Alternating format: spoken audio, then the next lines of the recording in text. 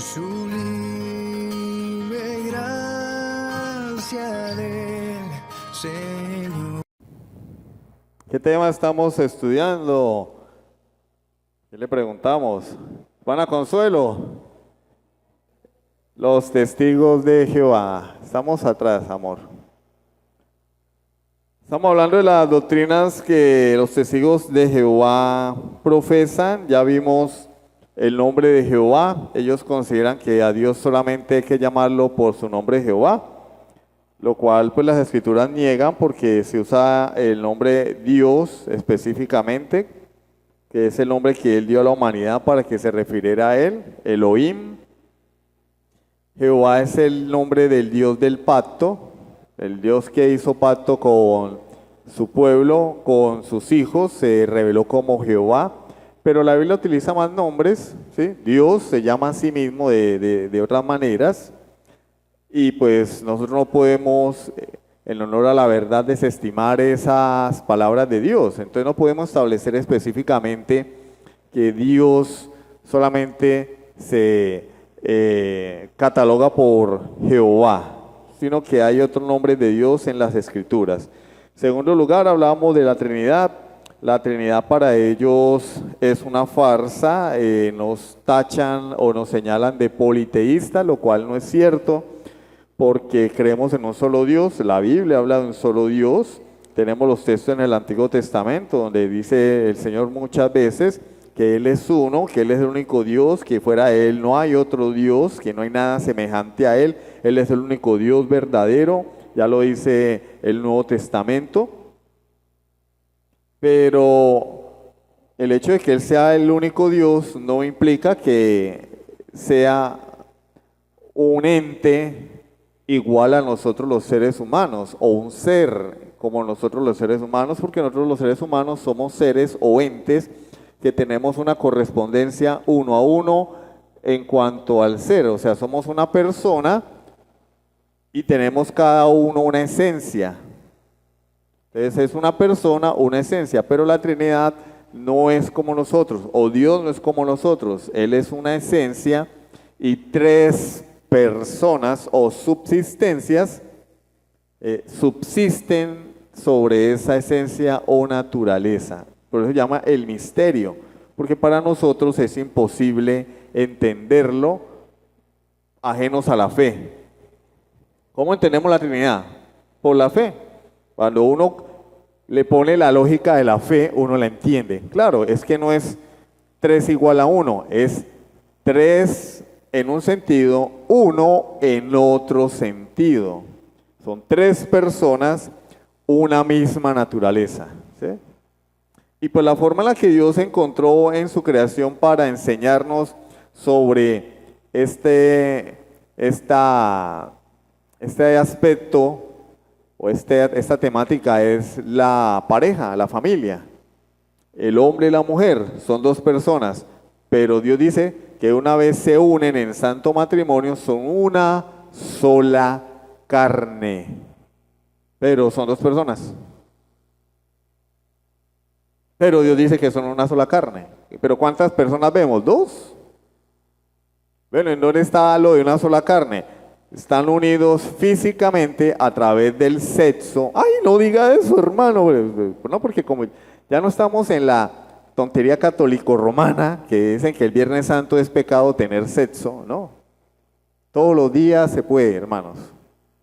No hay que andar con esas bobadas de las abuelitas de hace 50, 60 años, ¿no?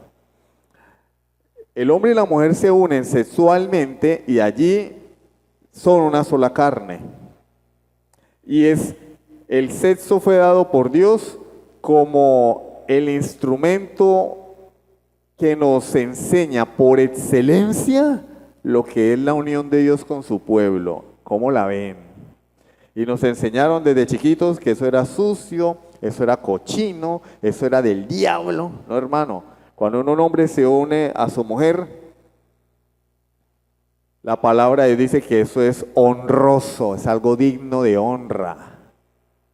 Honrosos sean todos el matrimonio y el lecho sin mancilla. Eso es algo digno de honra. Hay honor en la unión marital.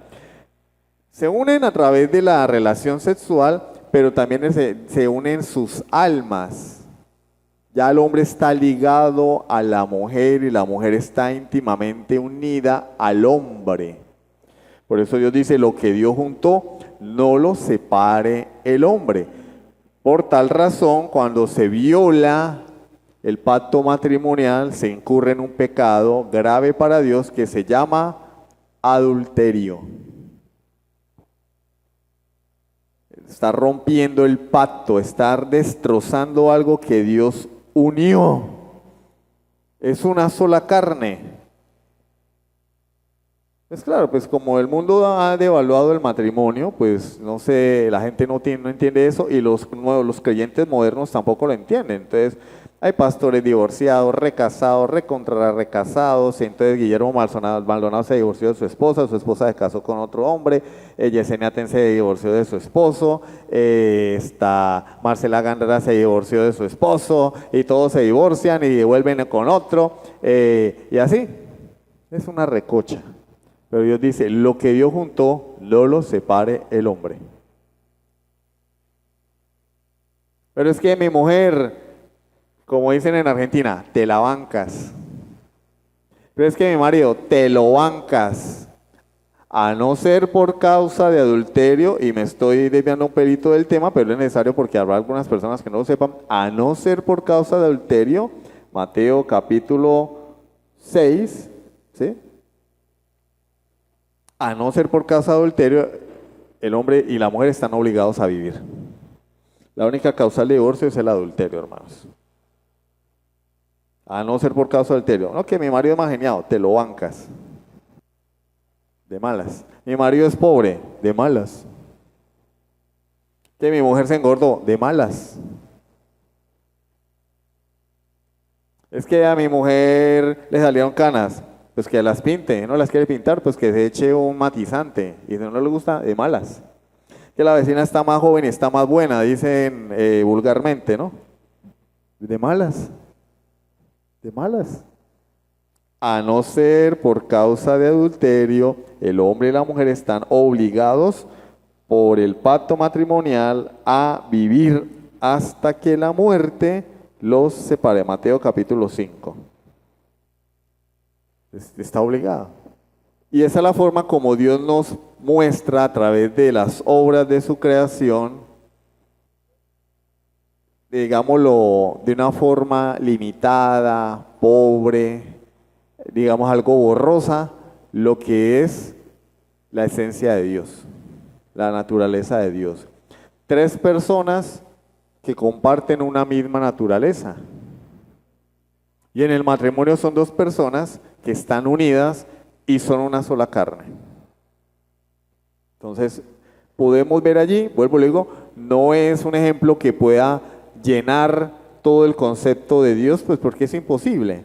Pero sí nos dio Dios allí, en la creación y en la escritura, sí, el hombre y la mujer son una sola carne, son 2 personas, pero son una sola carne. ¿Sí? Texto bíblico, ya lo vimos, no hay necesidad de repetirlo. Cada una de las 3 personas de la Trinidad comparte todos los atributos o tiene los atributos de la deidad, omnipresencia, omnisciencia, omnipotencia, eternidad. Y todos 3 involucrados en la obra de la creación, el Padre, el Hijo y el Espíritu Santo en el libro de Génesis. Lo repite Juan, el Padre en Génesis 1.1, el Hijo en Juan capítulo 1, el Espíritu Santo en Génesis 1.2, Salmos 104, etcétera, etcétera. Y cuando la Biblia dice en la Shema, ¿dónde les puedo preguntar? Sin que miren la Biblia. No pase la diapositiva todavía. ¿Dónde se encuentra la Shema? Deuteronomio 6.4, muy bien. Oye Israel, Jehová nuestro Dios, Jehová uno es. Ese uno es correspondiente a una sola carne del libro de Génesis. Se unirá al hombre y a su mujer y serán una sola carne. No, pero no son una sola carne, son 2. Son 2 cuerpos, son 2 corazones, a no ser que sean siameses, ¿no? Pero son 2 cuerpos, son 2 esqueletos, son 2 corazones, 2 estómagos, 2 cerebros. Pero la Biblia dice que son una, es una unidad compuesta. Igual que en el libro de Números se narraba cómo los espías llegaron con un racimo de uvas. Ese es un racimo, pero ¿cuántas uvas tiene? Es una unidad compuesta. Dios es una unidad compuesta. Jehová nuestro Dios, uno, está hablando de una unidad compuesta, ¿sí? Entonces, pero pues, los testigos de Jehová utilizan esas palabras porque tal vez no profundizan en la Biblia o no les enseñan. Y dicen, mire, la Biblia dice que Jehová es uno. Pues claro, es uno, pero es una unidad compuesta. Una unidad compuesta. Cuando yo voy a comprar una bandeja de gaseosa, ¿yo qué digo? Mire, véndame 8 gaseosas de 2,5 litros. No, véndame una bandeja de gaseosa. Acá en Venezuela, fresco o refresco. Véndame una bandeja de fresco. Véndame un bulto de harina. Yo no le voy a decir, mire, hágame un favor, véndame 20 kilos de arepa. Uno no habla así. Véndame un bulto de harina, o no. Una caja de aceite, no le dice a la persona, véndame 12 litros de aceite. Pero esa caja de aceite, una caja de aceite es compuesta por 2 elementos diferentes. A eso se refiere, porque si no en el hebreo hubiera aparecido la palabra uno en singular.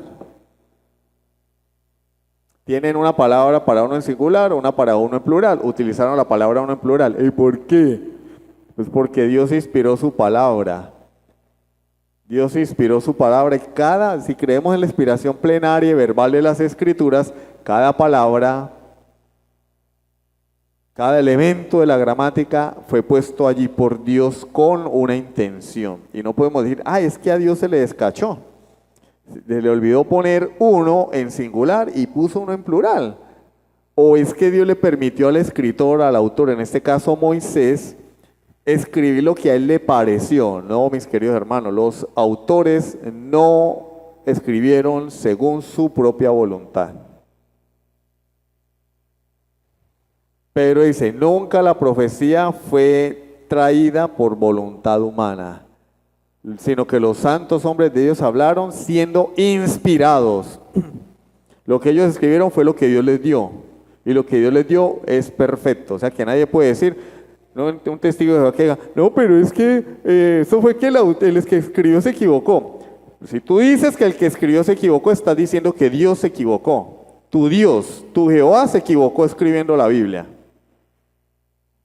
No vale la pena creer en un Dios así. Un Dios que equivoca, para eso se mete en una secta satánica más bien. O no, como decía el cura. Doctrina del Espíritu Santo. El Espíritu Santo no es una fuerza, ¿sí? El Espíritu Santo es Dios, ya vimos los textos. El Espíritu Santo es una persona que tiene intelecto, Juan 14, 26, ¿sí? Nos enseña, nos convence, nos guía, tiene emociones porque se puede contristar, tiene voluntad porque reparte los dones como Él quiere. Y pues allí hay que hacer una mención especial pues al tema de los dones carismáticos, donde se nos ha enseñado durante milenios, estoy exagerando, ¿no? Que uno puede tener los dones que quiera, porque los dones milagrosos son los más chéveres, son los que más llaman la atención, los que más fama dan. Imagínense un programa de Noches de Gloria con Cash y Luna lavando los baños. ¿Quién se va a ver eso? Nadie. Eso lo llama, que reúnan 5,000 personas en este y les diga, bueno, ahora les voy a mostrar el poder de Dios. Saque una chupa, el cepillo de restregar la taza del baño, tráigame unos guantes, tráigame el Mr. Músculo o el ciclón es que le dicen, y vamos a limpiar este baño que está bien sucio. Y les voy a mostrar el don de servicio. Ya le doy 100,000 pesos al que me lo muestre. Iba a apostar 1,000,000, pero de pronto con la inteligencia artificial hacen un montaje y tal, entonces sí, ya se puede hacer. No es posible. Pero ellos hacen gala de sus dones milagrosos, empujando gente y sanando disque enfermos, ¿no?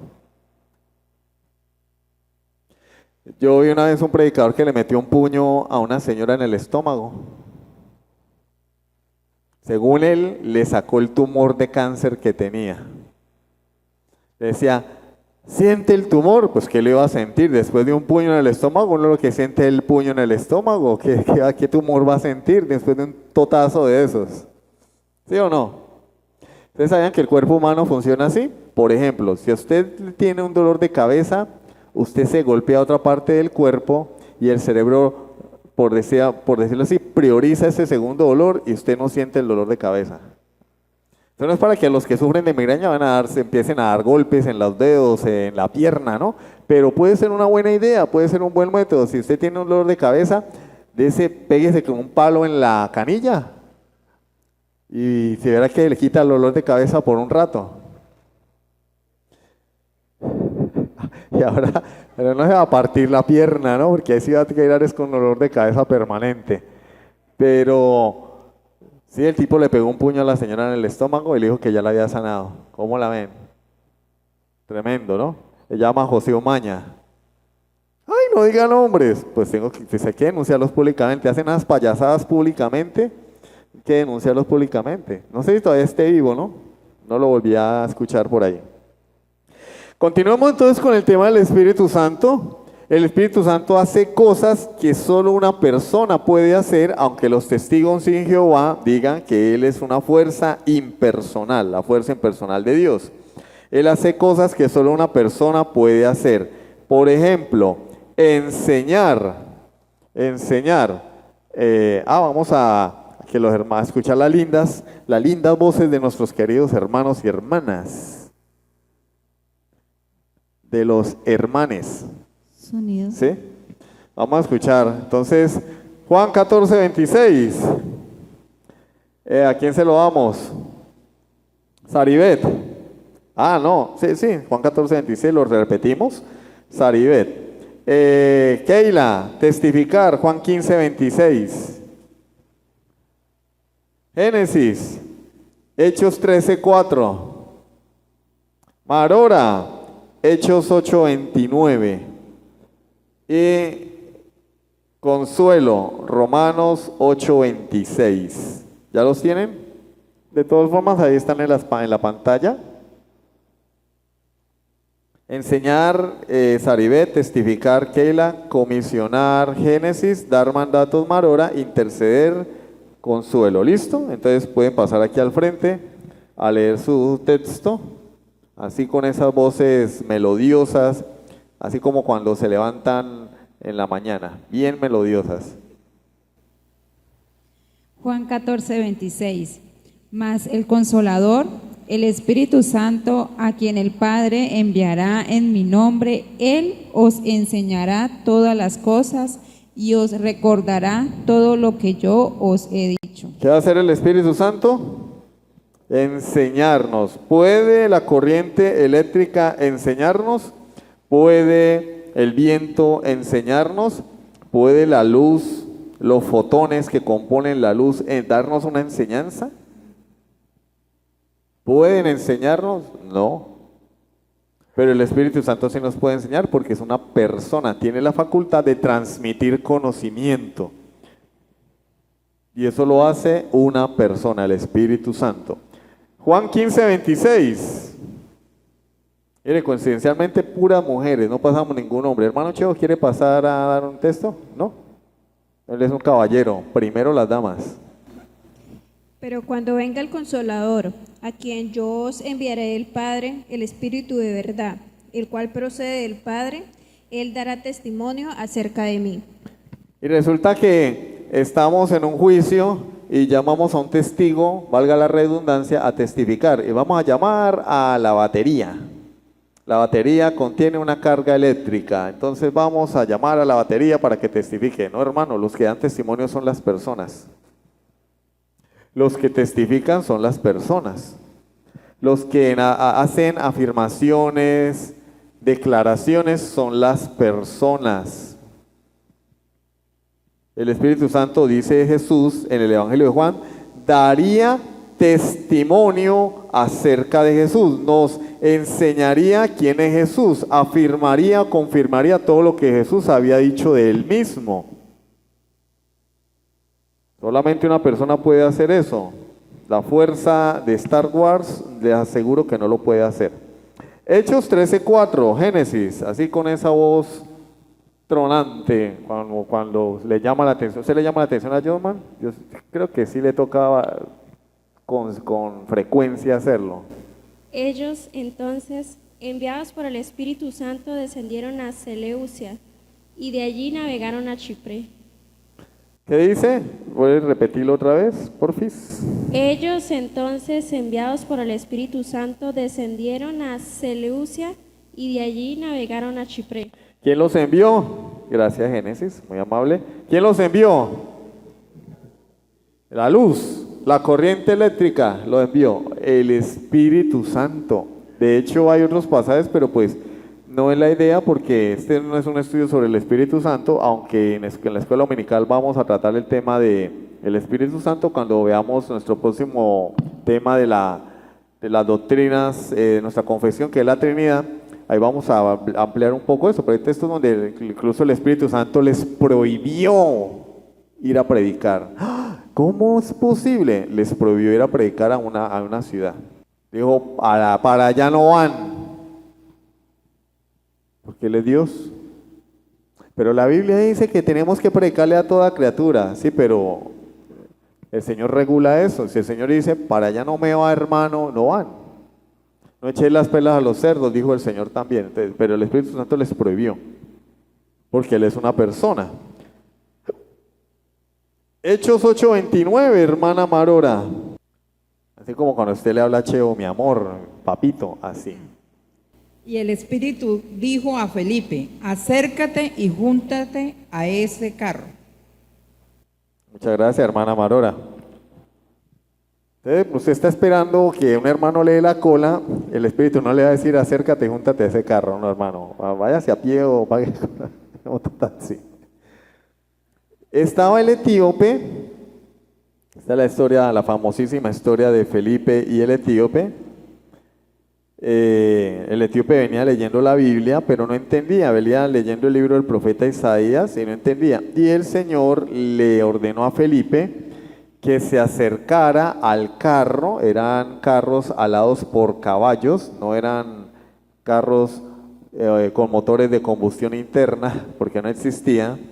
Eran carros alados por caballo. El etíope era un funcionario de una reina y el Señor le ordena a Felipe, le ordena, Hechos 8:29, acércate y júntate a ese carro. Pero el Señor, ¿en qué? En la tercera persona de la Trinidad. El Espíritu Santo le ordenó a Felipe, acércate y júntate a ese carro. ¿Quién da órdenes? Hermano, el día que el bombillo le hable, hágase un exorcismo o salga corriendo, porque o es el coco o usted está mal de la cabeza. O vaya a la farmacia Jessica y compre un psicotrópico para que se le ponga el cerebro en orden. El libro de que usted escuche el bombillo hablando o que usted agarre un cable pelado y le meta un corrientazo y escuche voces, vaya para el psiquiatra. El único que puede hablar o lo único que son las personas. Pero la Biblia dice que el asna de Balaam le habló. Claro. ¿Acaso Hebreos 1:1 no dice que Dios habló en otro tiempo, en diferentes ocasiones, de muchas maneras a nuestros padres por los profetas? Dios habló de muchas maneras en el Antiguo Testamento. Habló a través de visiones, a través de sueños, a través de símbolos, a través de figuras, y Él soberanamente quiso hablar a través de un burro. ¿Qué? Había apariciones en ocasiones, se le apareció a Abraham, se le apareció a Jacob, se le apareció a Balaam porque la burra habló, pero lo que había adelante era un ángel, el ángel de Jehová con su espada, dispuesto a matarlos. Pero los animales no hablan. Pero los loros hablan, claro, los loros parlan, que es diferente, parlan, no hablan. Hablar implica raciocinio, pensamiento, conocimiento. Ellos parlan, ¿qué hacen? Repiten, tienen la capacidad de repetir. Usted les pone canciones y ellos se las aprenden y las repiten. Pero ellos no le pueden a usted hacer un resumen de la canción, ni decirle cuál es el coro de la canción, ni decirle cuál es el tema principal de la canción, porque no tienen esa capacidad de razonar. Se aprenden la canción y la repiten como loros. Pero el que da mandatos, da órdenes, es el Espíritu Santo, porque Él es Dios. Él es Dios. Romanos 8:26, hermana Consuelo, por favor. Romanos 8:26. Y de igual manera el Espíritu Santo nos ayuda en nuestra debilidad, pues ¿qué hemos de pedir como conviene? No lo sabemos, pero el Espíritu mismo intercede por nosotros con gemidos indecibles. Intercesión, muchas gracias mi hermana Consuelo. Intercesión, ¿qué es lo que hace uno cuando ora a Dios por otra persona? Interceder, ¿sí? Por ejemplo, hay un hermano de la iglesia que no vino, pero antes de faltar al culto me envió mensaje pidiendo oración porque a su perrito lo picó una garrapata, ¿sí? O le encontró una pulga al perro, perdón, algo más importante, le encontró una pulga al perro y pidió oración por su perrito, ¿cierto? Algo supremamente crítico. Entonces él pide oración y nosotros como buenos hermanos oramos. Eso se llama interceder, es decir, mediar. Eso es lo que hace un sacerdote. Un sacerdote media entre Dios y el hombre. No para esas bobadas, ¿no? Pero para cosas realmente importantes, sí. Porque él no le encontré una pulga al perro, entonces ay, oren por mí. Si está enfermo, llévelo al veterinario. Pero cuando oramos por las personas, nuestros hermanos que están enfermos, nuestros familiares para que se conviertan, un hermano que tal vez está pasando por una situación económica difícil y nosotros le pedimos a Dios que le provea un empleo, ¿sí? Bueno, primero que sea buen trabajador, ¿no? Porque si es un flojo, pues que no haga quedar mal a Cristo. Si hacemos ese tipo de oraciones ante Dios, eso se llama intercesión, mediar entre Dios y el hombre. Y la Biblia dice que nuestras oraciones en ocasiones están guiadas por peticiones triviales, frívolas, como pedirle a Dios que a mi perro no se le peguen las pulgas. Peticiones frívolas, triviales, ¿sí? Señor, que yo me gane la rifa. Esas son peticiones vanas. Y la palabra de Dios dice, muchas veces no sabemos cómo orar, no sabemos cómo pedir por falta de sabiduría, pero oramos igual. Y la Biblia dice que el Espíritu Santo intercede por nosotros ante la presencia de Dios con gemidos indecibles. No está hablando de las lenguas.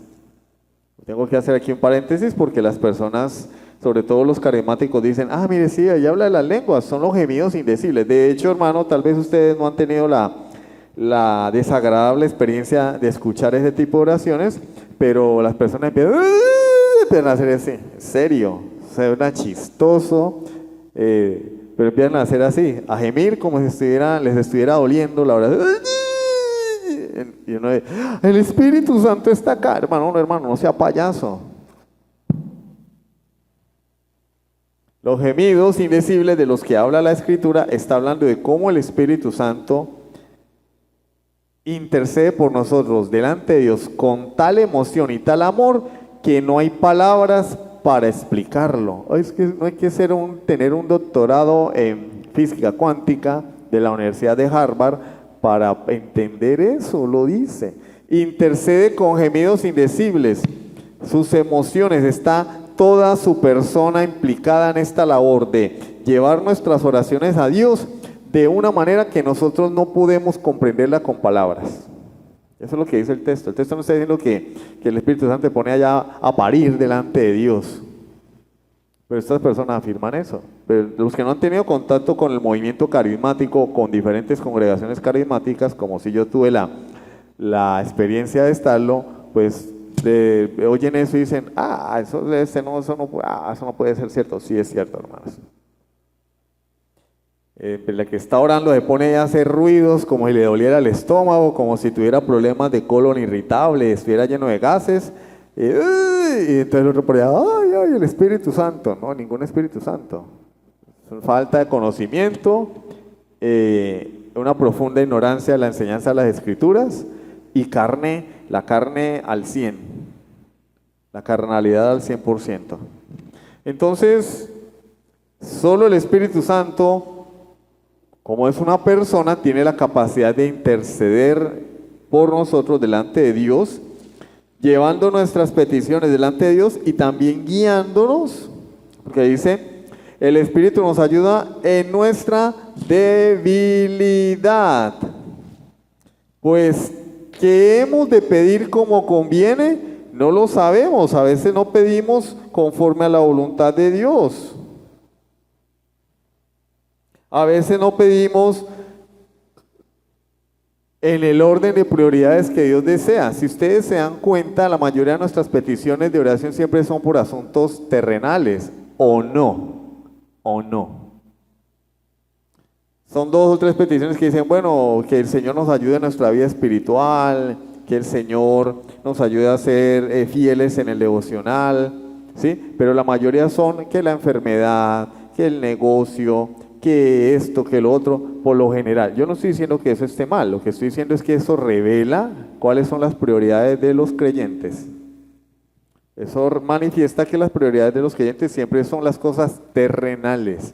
Entonces, imagínense el Espíritu Santo presentando nuestras oraciones delante de Dios y le llegas con un pliego de peticiones de puras cosas terrenales. Todo material, material, material. Entonces Dios diría, uy, pero la iglesia mía sí es materialista, ¿no? Puras cosas, puro material, puro terrenal.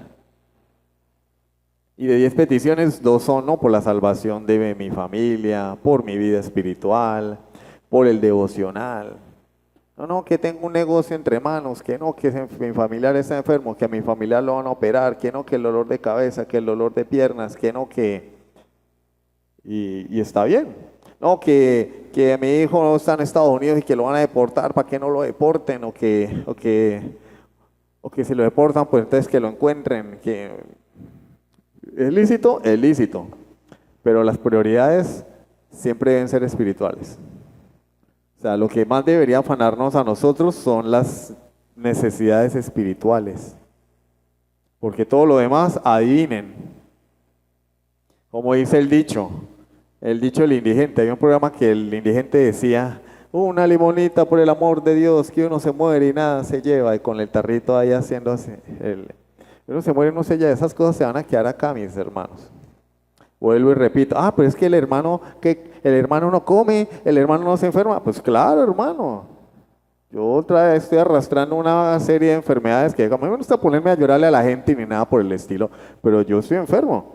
Sin embargo, rara vez yo pido por mí en las oraciones. Por lo general yo en mi oración privada yo le digo, Señor, quítame lo mal geniado. Ayúdame a amar más a mi esposa, a tolerarla. Como es la persona que tengo al lado, ella que es la que paga los platos rotos siempre. Señor, ayúdame a no llevar los problemas de la iglesia a la casa, Señor. Ayúdame a ser fiel con el devocional. Ayúdame a dedicar más tiempo a la oración. Y ya después uno dice, bueno, Señor, mira mi problema de rodillas, Señor, mira mi problema de hombre, bla, bla, bla, bla, bla, bla. Pero siempre lo prioridad debe ser lo espiritual, hermanos. Entonces, ¿con qué le va a llegar el Espíritu Santo a Dios allá? Como si fuera Papá Noel. Las cartas para el niño Dios. No, Él no es el niño Dios. Él no está para cumplir nuestros deseos y caprichos. Él es el que reina y nuestras decisiones o deseos deberían estar sujetos a su santa voluntad. Y la voluntad de Dios es que vivamos en santidad. Pablo dice, la voluntad de Dios es vuestra santificación. Señor, ayúdame a organizar mi tiempo para leer la Biblia, porque ya ni la Biblia leo. Ni por error, hermano. Se puede caer la Biblia al piso, Señor, me tropiezo con ella y ni así la agarro. Bueno, Señor, ayúdame a sacar tiempo para leer la Biblia. Pero la calidad de nuestras peticiones revela mucho nuestra condición espiritual. ¿Sí? Nuestras peticiones son terrenales, vuelvo y repito, no es que no sea importante, porque también en el Padre Nuestro Él dice, el pan de cada día, dándolo hoy. Hay un espacio para las peticiones terrenales, pero el modelo de oración dice en primer lugar que tu nombre sea santificado, que venga tu reino, que tu voluntad se haga en los cielos, en la tierra como se hace en el cielo. Y después viene la del pan. Y después de la del pan, ¿qué viene? ¿No es ahí, en serio? Bueno, buenas noches, mis hermanos, Dios les bendiga. Mi nombre es Boris Molina y vamos a hablar de Dios. Después del pan, ¿qué viene? Perdona nuestras ofensas. Volvemos a lo espiritual, ¿cierto? Señor, yo quiero vivir en santidad, perdona mis pecados, ayúdame a perdonar a los demás. No nos metas en tentación, seguimos en lo espiritual. Líbranos del mal, porque tuyo es el poder, la gloria y la honra por los siglos de los siglos. O sea, Señor, volvemos a lo espiritual. Entonces, de todas las peticiones, solamente hay una que es terrenal. ¿Sí? Entonces, el Espíritu Santo intercede, porque Él es una persona. ¿Listo? Vamos a dejar hasta ahí por hoy, mis hermanos, porque se nos fue el tiempo gracias a los cortes de luz. ¿Sí? Entonces vamos a pasar a las peticiones de oración. De hecho, pues también no quiero entrar en el siguiente tema porque no quiero dejarlo corto. La semana que viene va a venir el pastor John, entonces dentro de 15 días quiero iniciar con un tema o un subtema diferente dentro de los testigos de Jehová, sea la doctrina de la salvación o la doctrina de Jesucristo. ¿Sí? Entonces quiero cerrar aquí con el tema del Espíritu Santo. Amén. Vamos a orar y pasamos a las peticiones de oración. Amantísimo Dios y Padre de la gloria, te damos gracias, Señor, porque tú nos has ayudado hasta aquí. A través de tu palabra nos has dado testimonio de quién es Jesucristo, el único Dios verdadero, nuestro gran Dios y Salvador Jesucristo. Gracias, Padre, porque podemos ver en la Escritura de forma clara que tú eres un Dios trino, que el Espíritu Santo es Dios y que debemos honrarle, debemos respetarle, debemos obedecerle, que Él es el que nos ayuda en nuestras debilidades. Aún en medio de nuestras oraciones, Él eleva nuestras peticiones delante de tu trono para que sean reconocidas por ti. Nos guía en la oración. A veces cuando nuestro corazón está confuso, lleno de indecisión, de incertidumbre, nos ayuda a pensar con mayor claridad para pedir como conviene, conforme a tu voluntad. Señor, ayúdanos cada día a amar más a tu Espíritu Santo, a tenerlo presente.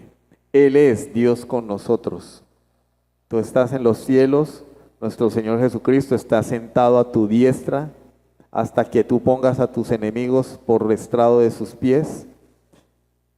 Y quien está aquí, el Paracleto, el vicario de Cristo, no es el Papa, el señor ese que se acabó de morir esta semana, que era un impostor, no.